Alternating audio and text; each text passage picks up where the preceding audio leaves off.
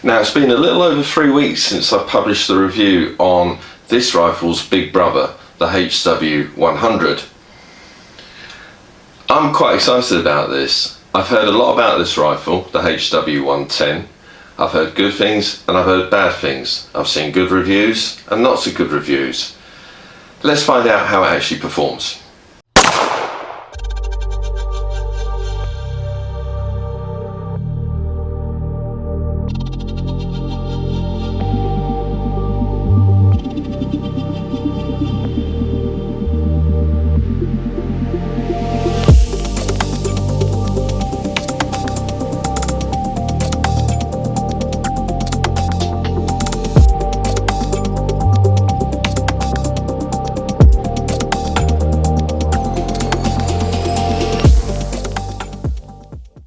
Hello and welcome to the GunLocker.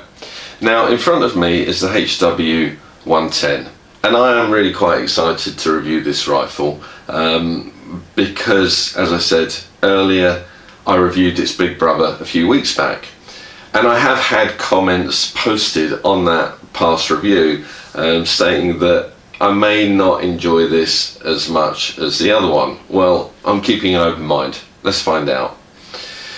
If it's alright with you, I'd like to follow the same format as I do with all my other reviews, and that's to give you the tech specs first, then show you footage of me shooting it outside at 30 meters, and then back inside to rate the rifle for accuracy and performance, and also for design and build. Right, let's crack on with the tech specs. So, this rifle is a .177 and it's sub 12 foot-pound. Sub 12 foot-pound here in the UK because anything over the 12 foot-pound limit is regarded as a firearm, and you need to have a firearm certificate in order to possess one. The HW110 series has several variants. So you have this, you have the HW110K, which is a shorter version of that, and K stands for carbine. You have the HW110T laminate, and laminate refers to the stock being made out of a laminated material, and then you have the HW110KT laminate. The rifle, which has been very kindly lent to me by Mark from Guns N' Roses in Sheffield, has a price tag of £850. It's used, it's not new, but it does come not only with the moderator but with this new 6-24x50 spike scope. As you can see, it's a traditional sporting rifle. It's a PCP, so for those of you new to the airgun scene, PCP stands for pre-charged pneumatic, and it has a side lever cocking mechanism, and you can see that here.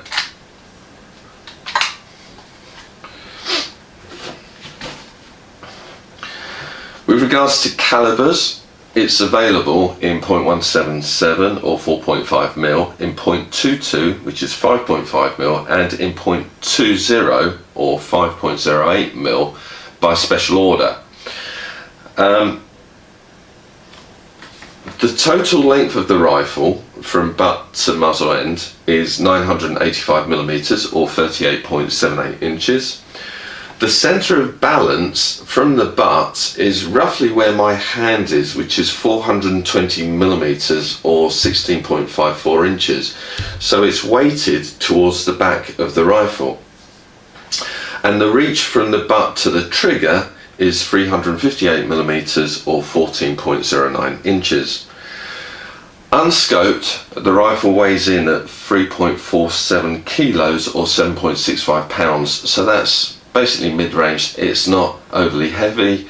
Yeah, but I'll talk about the handling and balance more later on in this review. The stock itself, well, that's made by Weihrauch. As you can see, it's a one-piece. It follows the lines of an Anschutz stock in its shape, especially towards the back end of it. It's made from a synthetic polymer and has a feel similar to rubber, so it's a soft touch. It's not rubber, it's firmer than that, but it does have a soft touch feel to it. Obviously you can see that this is black. The laminate has a kind of a grey-brown appearance to it, but that's all you get with regards to colours. You don't get this in a natural wood. If we look at the butt pad itself, that's solid rubber, and there is no adjustment to this, so it can't go up and down or in and out. But being that the cheek piece has a swell on both left and right sides, the stock is ambidextrous, as is the grip.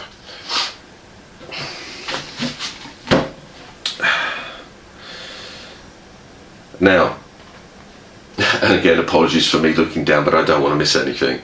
So if we look at the finish to the grip and to the fore end, there's this nice checkering, which effectively is being formed as part of the moulding process.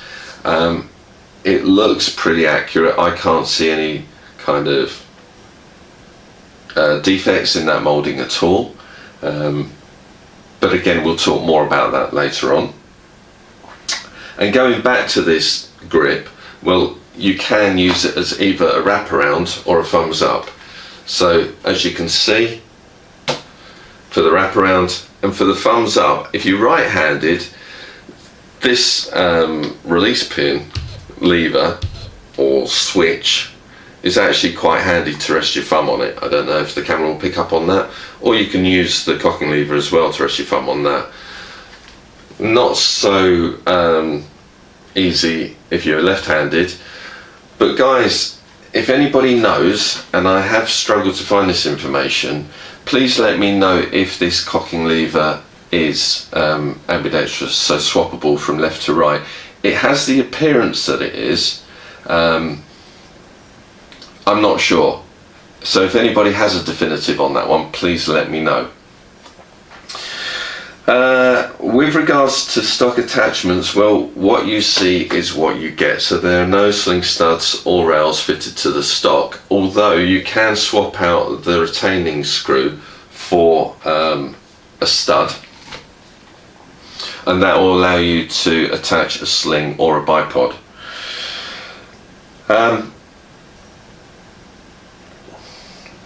The chassis, well, basically, so we're talking about this end block here, that's made from aluminium. It has a steel barrel and it has an aluminium cylinder. When we look at the trigger, now this is Weihrauch's record match grade trigger. It's good, you know, there's, excuse me, that was my phone in the background. There have been quite a lot of reviews about the record trigger. You know, what can I say that hasn't been said already? But again, we'll talk more about that later on. It is two-stage adjustable. The blade is made from metal. The trigger guard isn't. The trigger guard is synthetic, some sort of polymer. And when we look at the safety, well, the safety you can see here is above the trigger, well out of the way of that trigger guard, which is fantastic. It is a manual safety. And it can only be engaged when the rifle is cocked. The nice thing about the safety is, again, that's ambidextrous. It's on both sides of the rifle, so you can see it here and you can see it there. Okay, and there's a very clear red dot that indicates whether the rifle is in safe or fire mode. Currently it's in safe mode. No, sorry, currently it's in fire mode, because it's not being cocked, and you know, you can't engage that safety until you cock it. I'm making a bit of a mess of this. So with regards to the magazine, I'll just pop this out. It has a drum style magazine. It's a 10-shot mag, and that's the same for all calibers, so be it 177, 22 or 20, and again it feeds in from the side. I'll talk more about this later on. The magazine is made from metal, and it's one piece, and it simply has an O-ring on the outside of the magazine which helps to retain the pellets within it. The beautiful thing about these magazines is that there's nothing to go wrong with them. You know, there are no moving parts, there are no springs, there are no covers or casings or whatever you want to call it. There are no plastic rails which have to align with grooves in the breech. It's very, very simple. But again, being hypercritical, I'll talk about that more later on. So with regards to open sights, obviously there aren't any with this. It's been designed for a scope. And with regards to the rail on top of the block, it's a Picatinny rail. It's 128 millimeters long, or 5.04 inches. It's 21.22 millimeters wide, or 0.84 of an inch. And the offset from the top of the Picatinny rail to the top of the barrel is 6 millimeters, or 0.24 of an inch. Now that brings us on nicely to the barrel. So the barrel is button rifled. It's made by Weihrauch. It is 415 millimeters from the breech to roughly where my finger is, the start of the moderator, and that's 16.34 inches.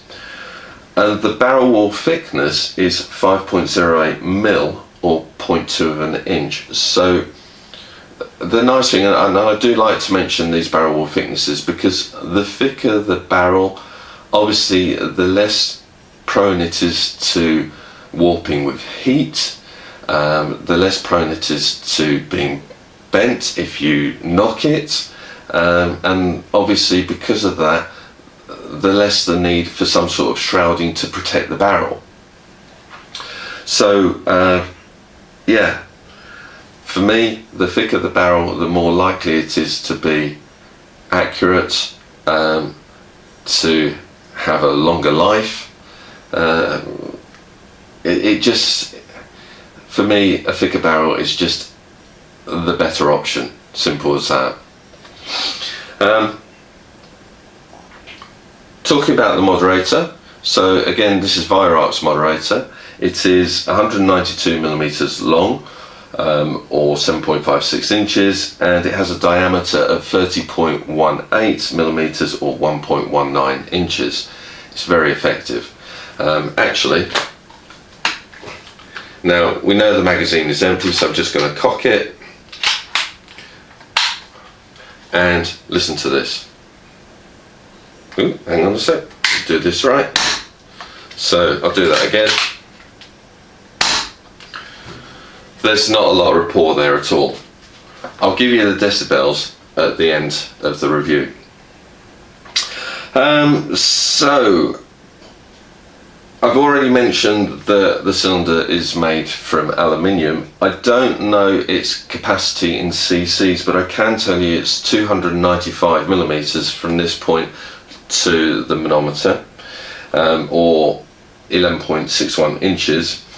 It's filled using a probe, and this probe actually comes with a screw-on attachment for a Foster coupling, and in that bag you've also got a couple of spare O-rings as well, which is handy. And the probe enters the cylinder at this point here where my finger is. Now on the end of the cylinder you can see the manometer. A lot of people, myself included, don't like having manometers on the end of the cylinders because it's putting your head close to the dangerous end of the rifle. But the nice thing about this manometer is it's quite large and it's clearly visible, and it has a sensible colour scheme on it. So 0 to 100 bar is yellow, and then in the green zone, so 100 bar to 200 bar, which is the recommended fill pressure for when you're shooting this rifle, and the maximum fill pressure is 200 bar.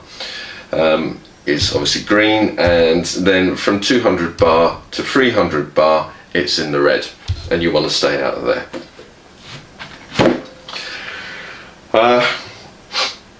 What else can I tell you? So looking at Weihrauch's website, the .co.uk website, I couldn't really find much in the way of factory figures for performance. All that was clearly visible was that the expected shot count for the 177 is 110 shots, and for the 22 is 140 shots. Obviously, when I test the rifle, you'll see whether that's true or not. That's the best way of putting it.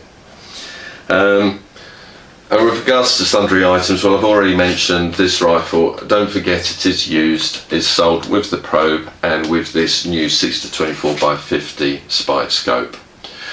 Right guys, that's it for the tech specs. Now what I'm going to do is show you the footage of me shooting the rifle outside, and then after that we'll come back in here and rate it.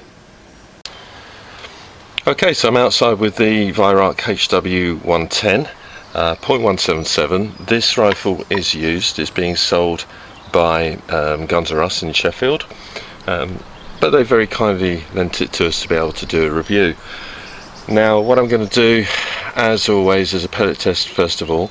I'm going to start off with the Bisley long range golds, then go on to the Norma Golden Trophy FTs, followed by the JSB Exact Diablos, then the Air Arms Diablo Fields, and finally the AccuPels.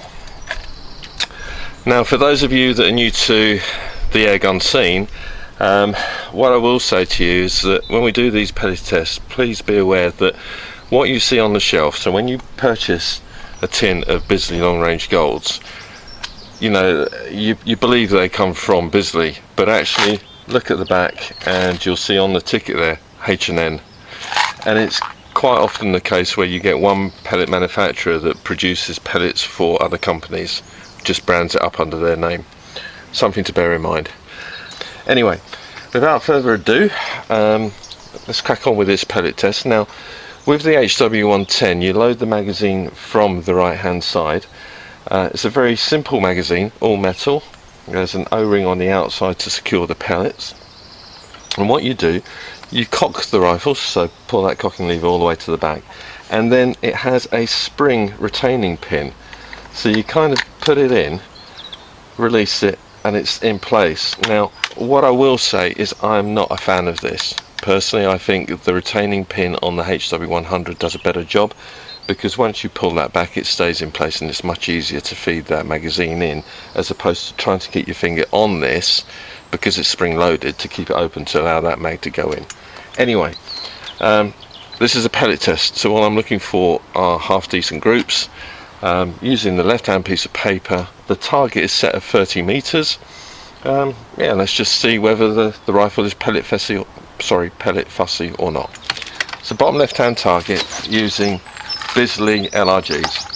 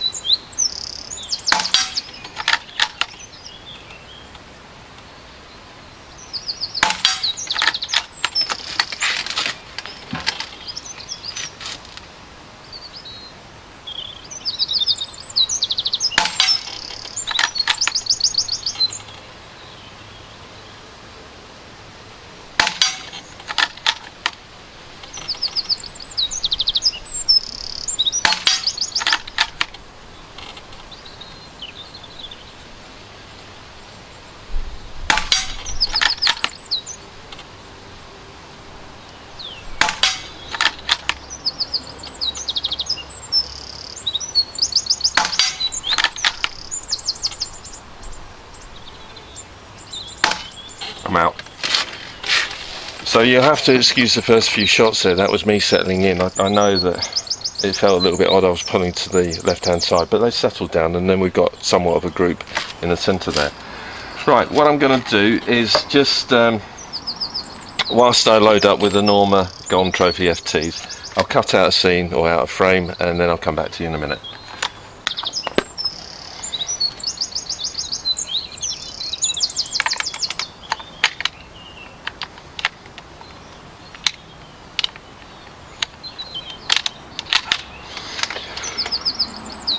Okay, so Norma Golden Trophy FTs, bottom right hand target. Remember, it's just a group test.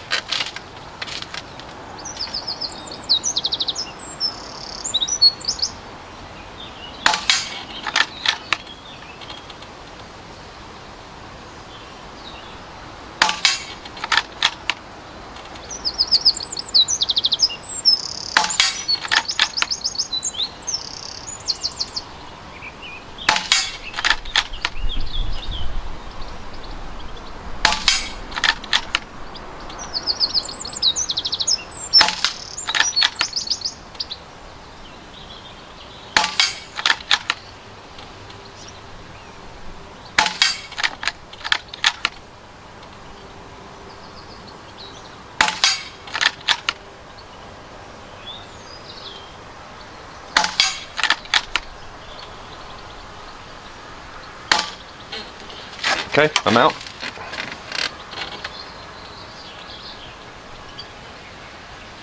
Yeah, there was a bit of a group forming there as well. I'm always a little bit nervous about that bottom right hand target because I'm shooting just to the left of my camera and I really do hope that I don't get a flyer. Right, let's load up with the JSB exacts.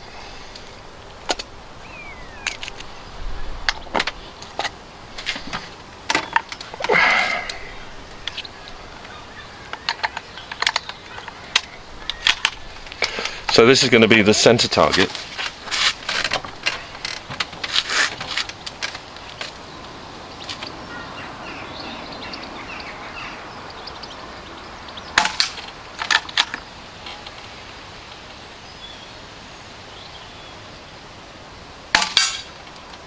That first pellet was a screamer.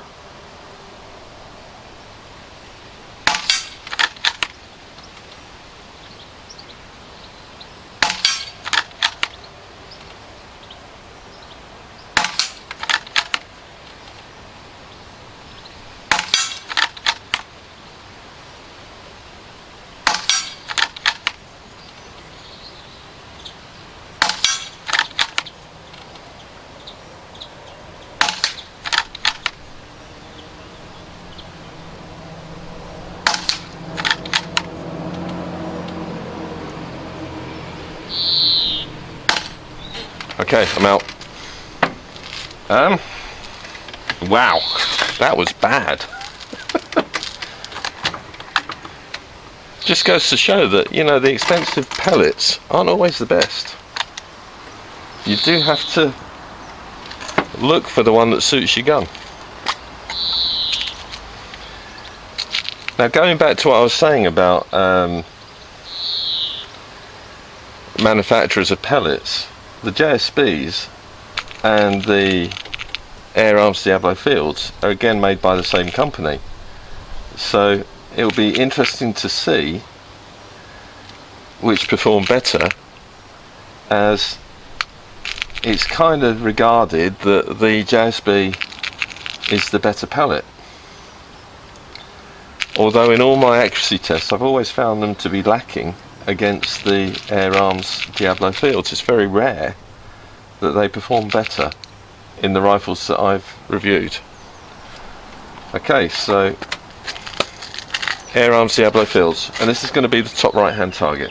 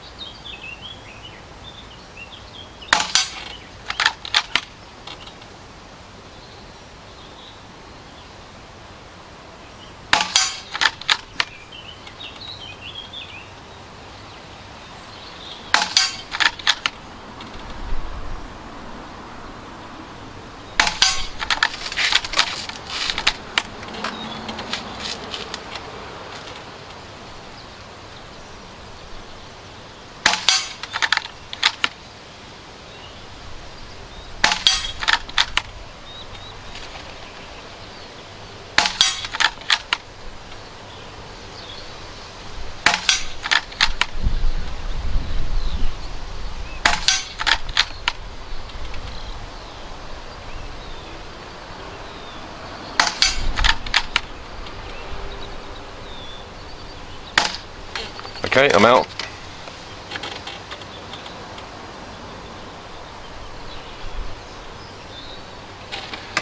So, again, in my opinion, I think the Air Arms Diablo Fields perform better than the JSBs. It's marginal though. It really is marginal.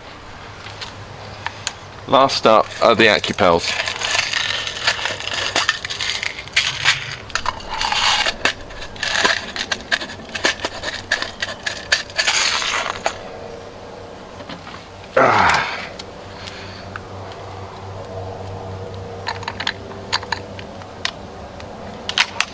Top left hand target.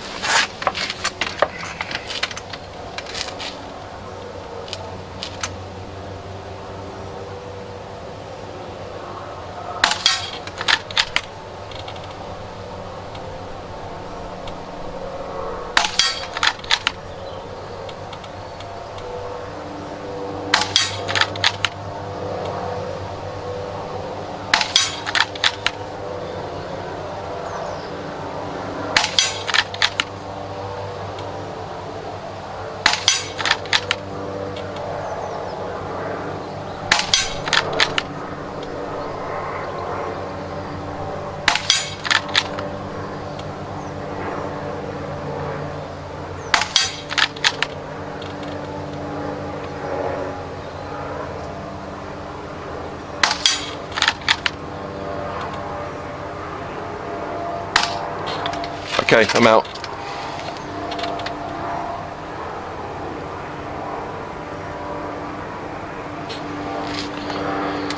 So looking at those results, I think what I'm going to do for the accuracy test is go for the Bisley LRGs.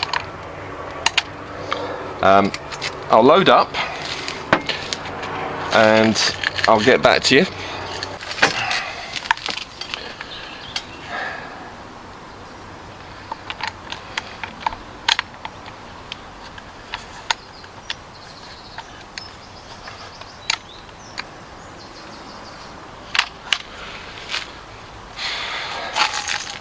Okay, so I'm loaded up with the Bisley LRGs. I'm going to do the accuracy test now. Right hand piece of paper, I'm going to put a pellet on each of the outer targets and then a group on the centre target. Just checking how much air I've got. Yep, I'm still well within the green zone. So bottom left hand target.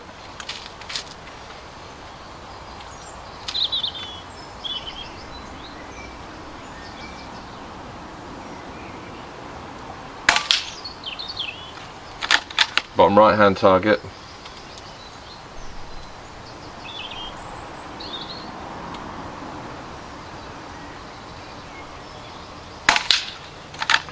Top right hand target.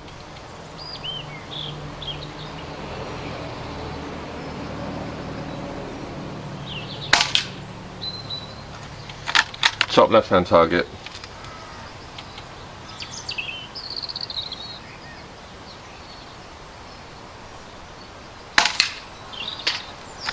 And then a group in the centre.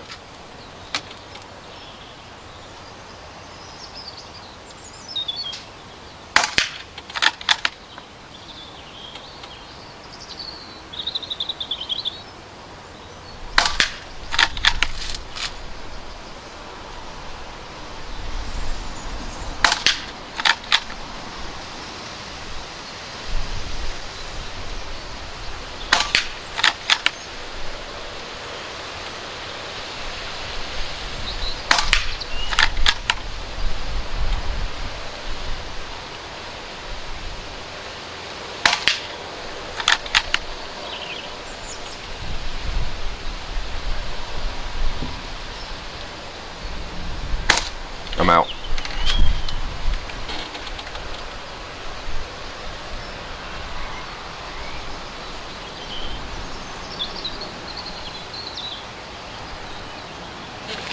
So we definitely had some flies with that.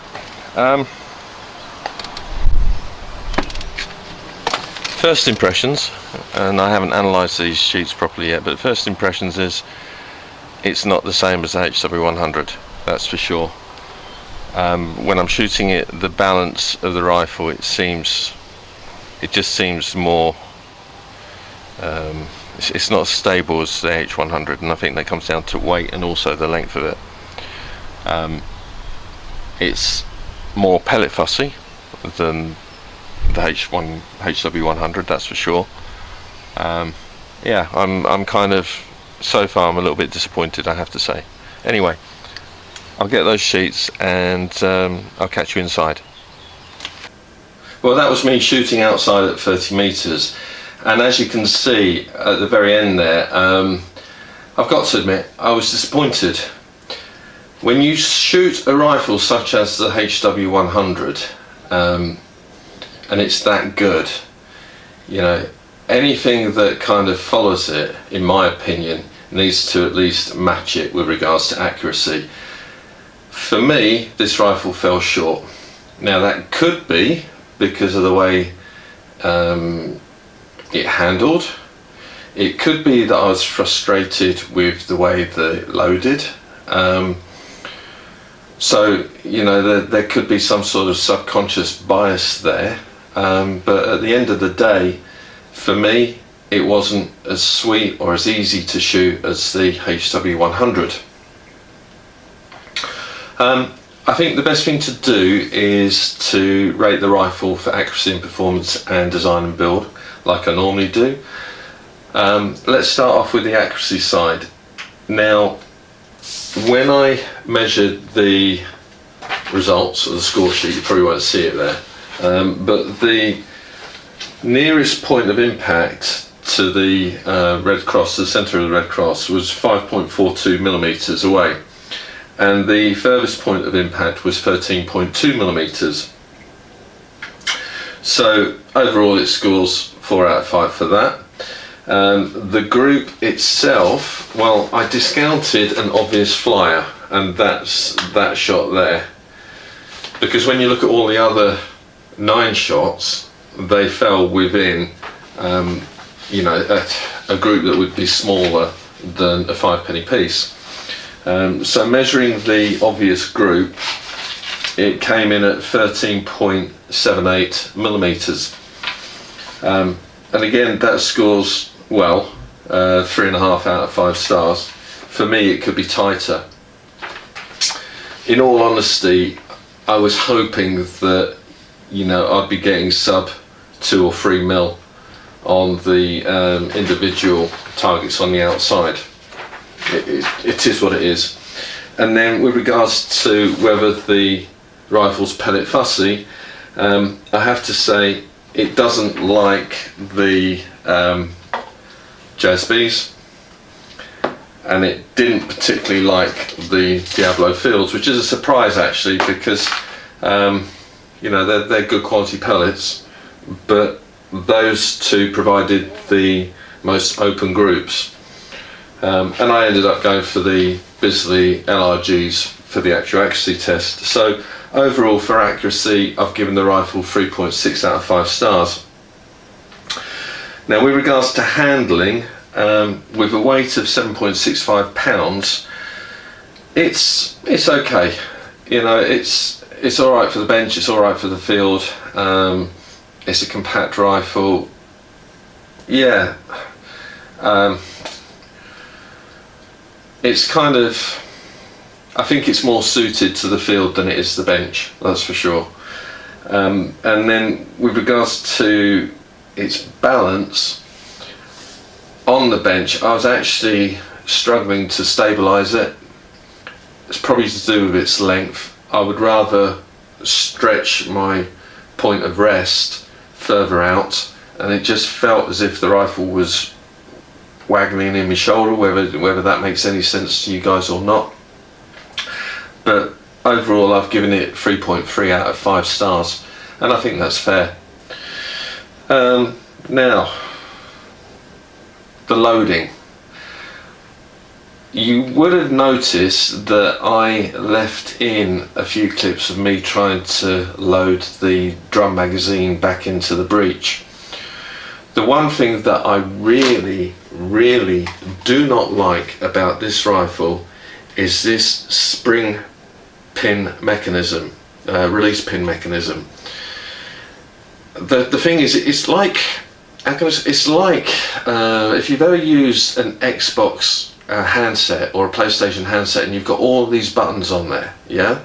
You've got to learn how to use all these buttons at the same time. Well, with this, somehow you've got to keep that up whilst you remove the magazine, and then you've got to keep it up whilst you put it back in again. It's just crazy, absolutely crazy. The system that Weihrauch have got with the HW100 works perfectly well. It's a simple release pin that you pull back, it stays in place, you put your magazine and you push that pin back in again. Why we have to have this, I have no idea. And not only that, when you feed the magazine into the breech, it doesn't necessarily locate properly, so then you're waggling it in order for it to locate, and then you'll see this clip into place. Not great, do not like this. And I guess because I found it so frustrating, it was having an effect on my shooting. You know, anything like that is enough to put a shooter off.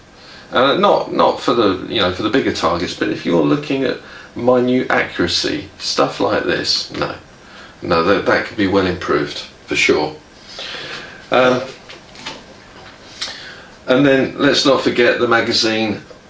Well, Weihrauch have quoted on their website that it's a 10-shot magazine and it's done in such a way as to keep a slimline action.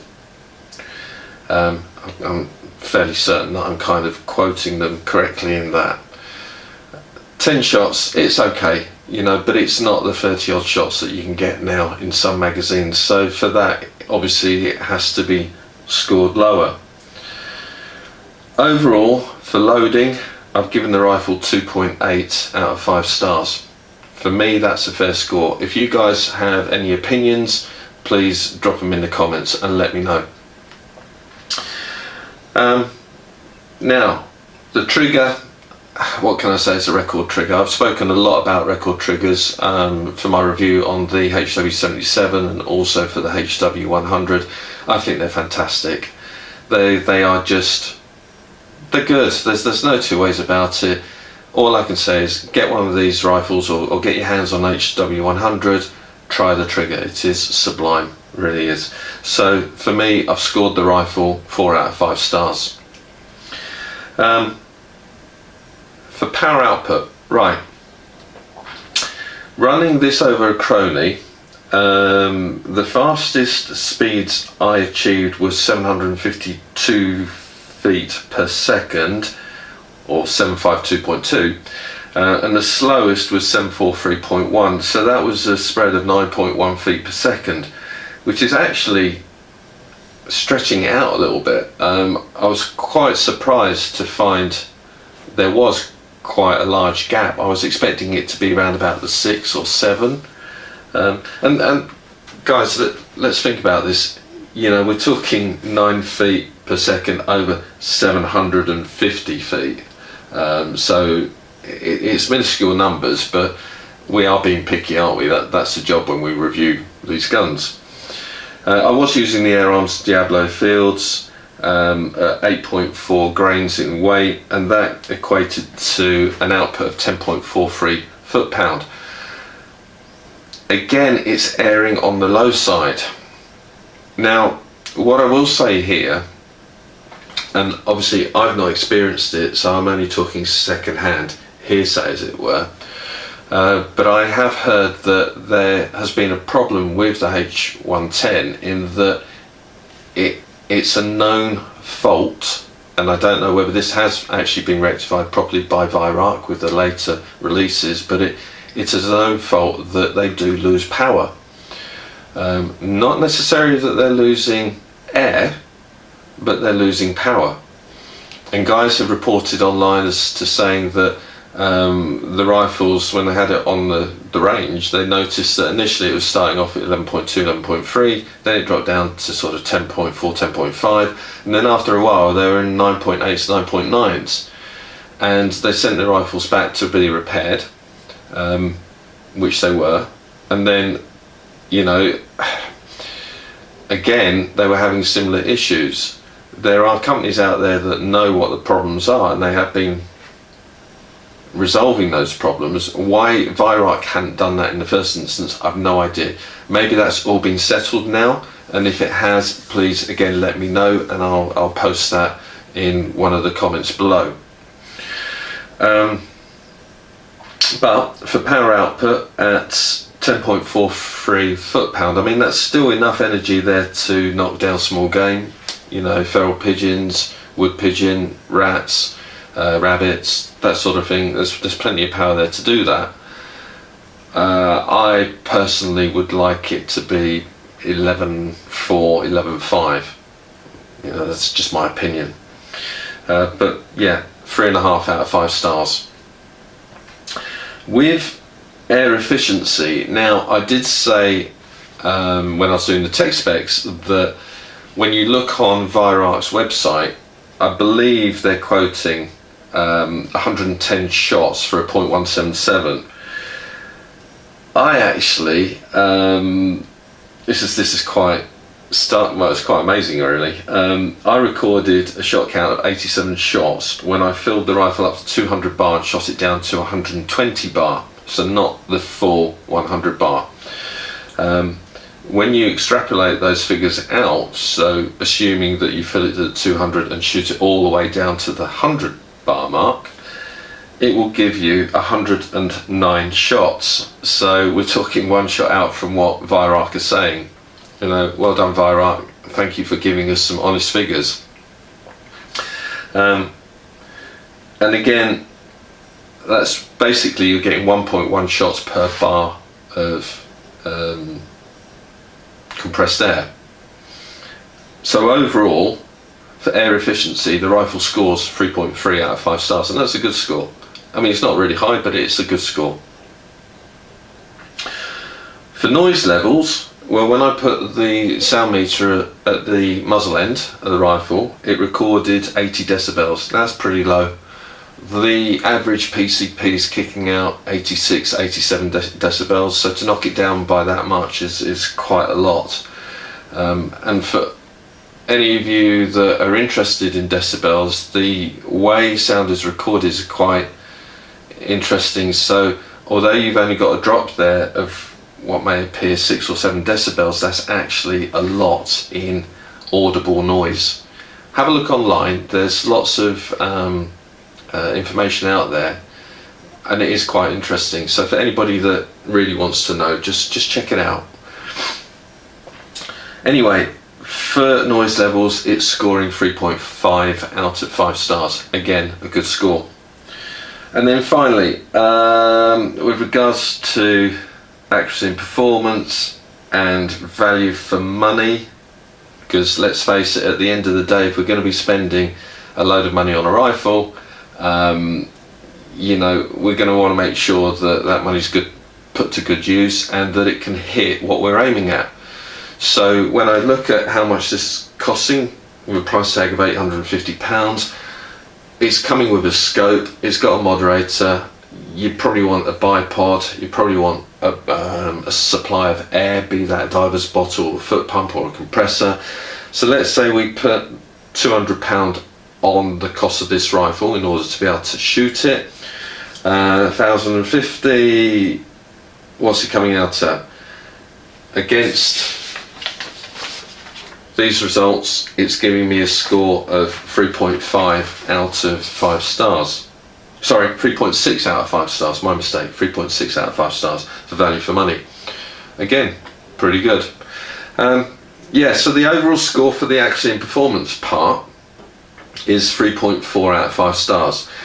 Now let's talk about the design and build part of this review.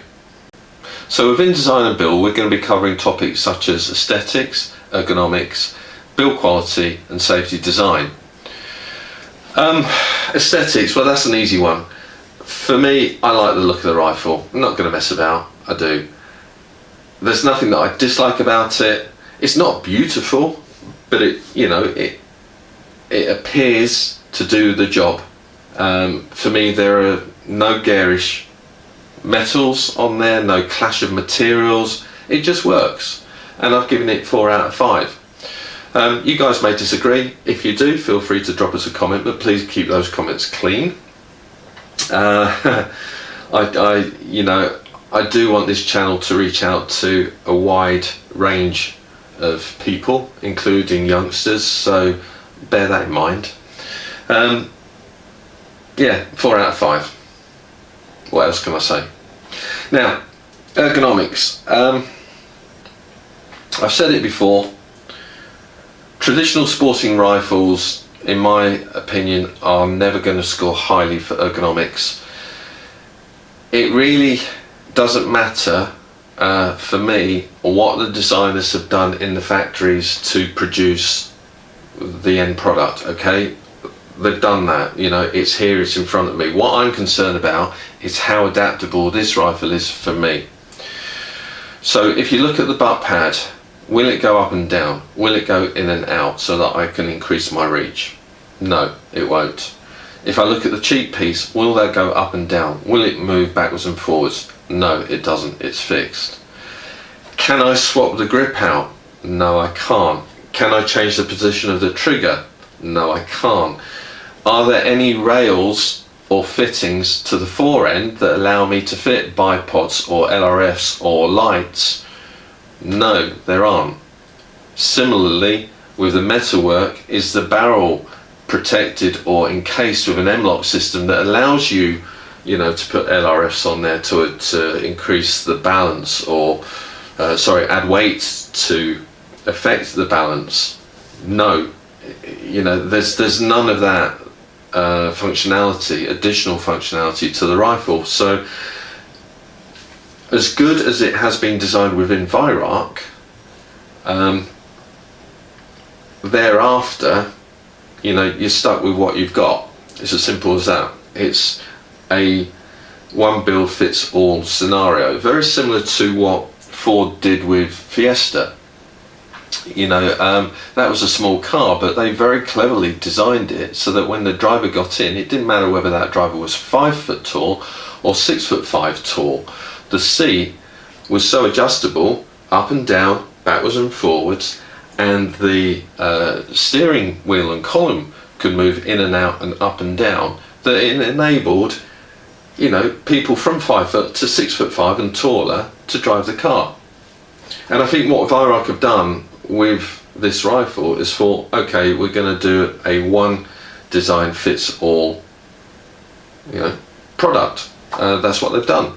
It works, it does work, but ergonomically speaking, there's not a lot I can do with it. So that's why it's going to score not very high. Look, when I look at the stock and when I look at the metalwork, both have scored 10 out of 30, a possible 30 marks. And then when I look at the fit, well, you know, when I put it to my shoulder, it fits quite well. When I shoot it on the bench, it feels slightly unstable. And that's probably because it's not quite long enough for me. I like to get my rest point as far away from the trigger as I can, and this is a little bit short.